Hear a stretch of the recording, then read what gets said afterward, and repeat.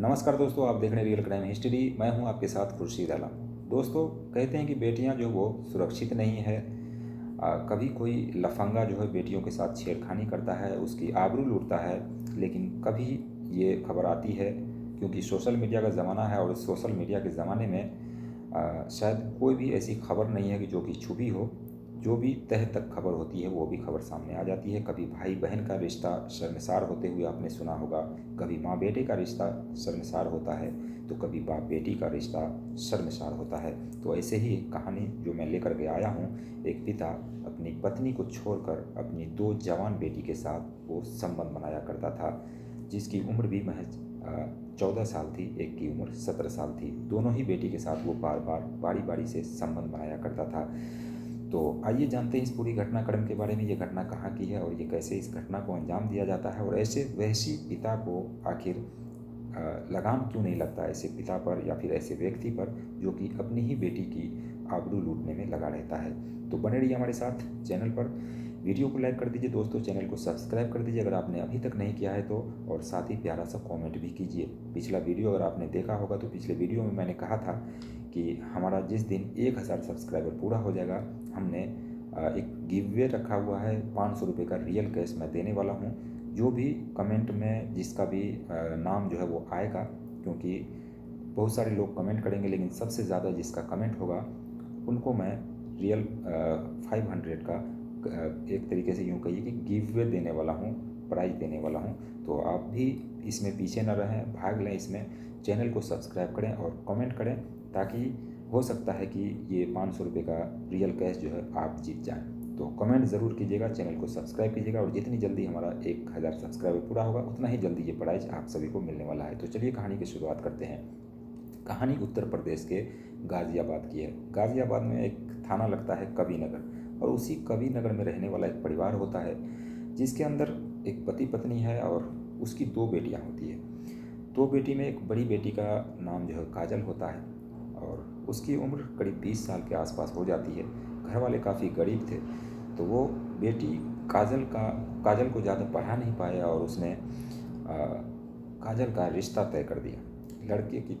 लड़के तलाशना ये लोग शुरू कर दिए। एक लड़का मिल जाता है जो कि बाहर मतलब दूसरे प्रदेश में कमाया करता था, क्योंकि वो भी गरीब ही था।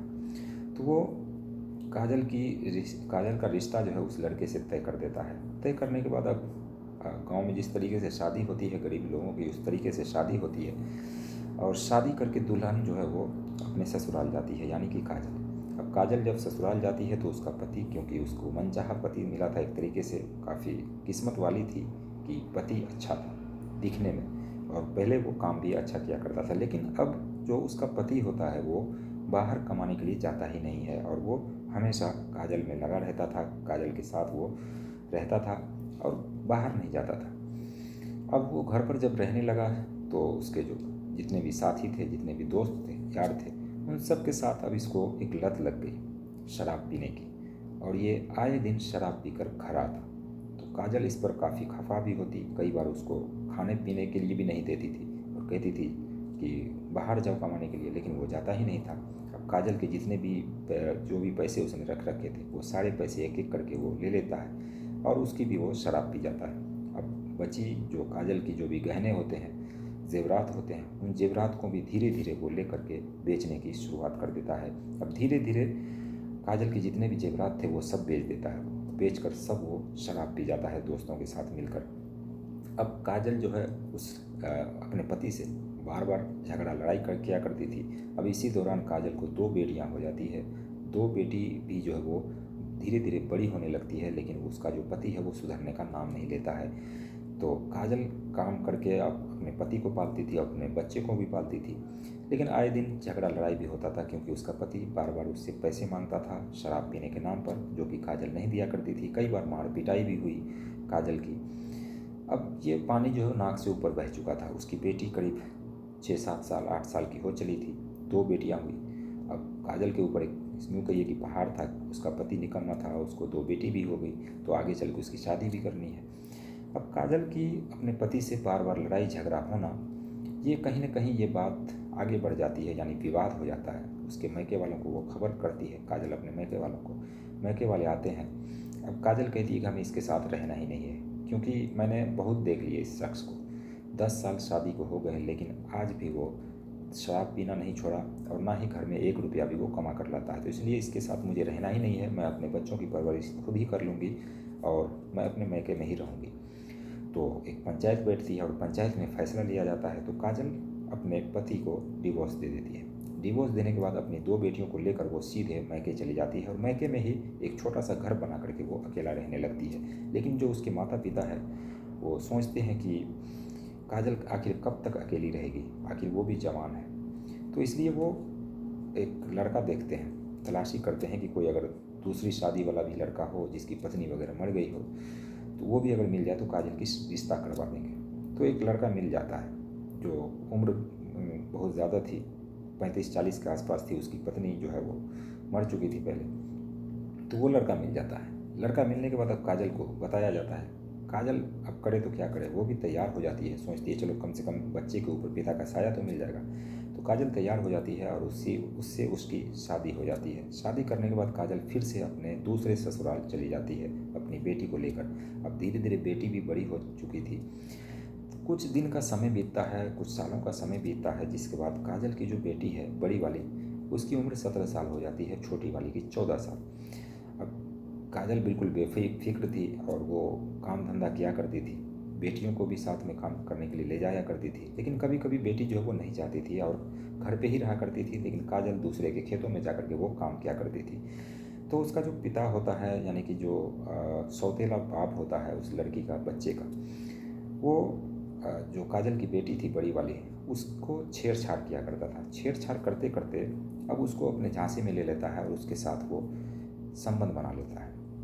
तो बड़ी वाली जो बेटी होती है वो शर्म के मारे कहिए या फिर जो भी कहिए, वो ये बात किसी को नहीं बताती और ये जुल्म जो है वो अपने पिता का सहती रहती है और उसके साथ वो संबंध बनाकर एक तरीके से खुश रहती है। तो क्योंकि अब पिता को जो है वो मिल गई एक पत्नी के बदले दूसरी बेटी जो कि सौतेली बेटी थी, अब उसके साथ आए दिन वो संबंध बनाया करता था। जब भी मौका मिलता उसके साथ वो संबंध बनाता। ये सिलसिला कई सालों तक चलता है। चलने के बाद एक दिन का वक्त होता है, काजल मार्केट जा रही थी और अपनी बड़ी बेटी को लेकर साथ में जा रही थी।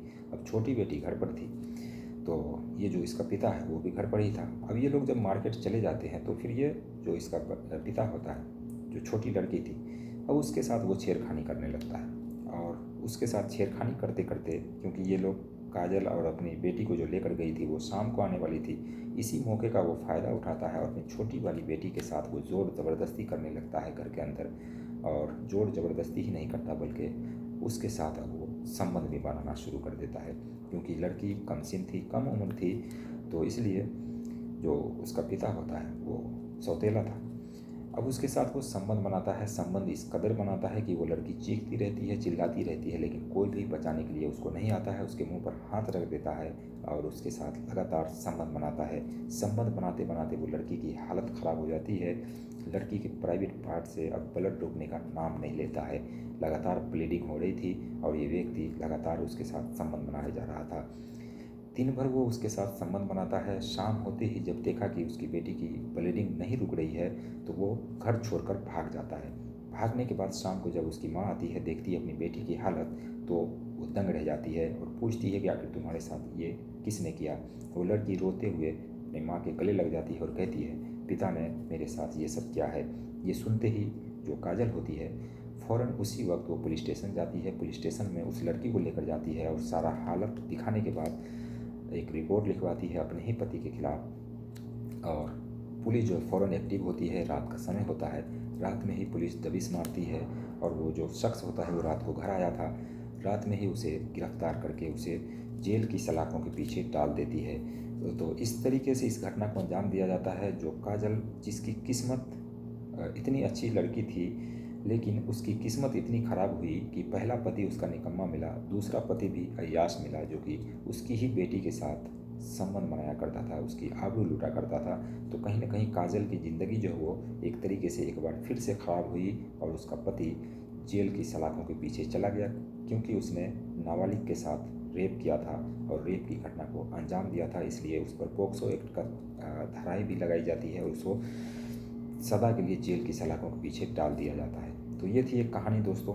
बाकी इस कहानी को सुनाने का मकसद किसी की भावनाओं को ठेस पहुंचाना नहीं, बल्कि आप सभी को जागरूक करना है कि कोई ऐसा रिश्ता बचा नहीं जिसके अंदर क्राइम ना हुआ हो, जिसके अंदर क्राइम की घटना को अंजाम न दिया गया हो। कोई भी ऐसा रिश्ता आज के समय में बचा हुआ नहीं है। तो ये थी एक कहानी।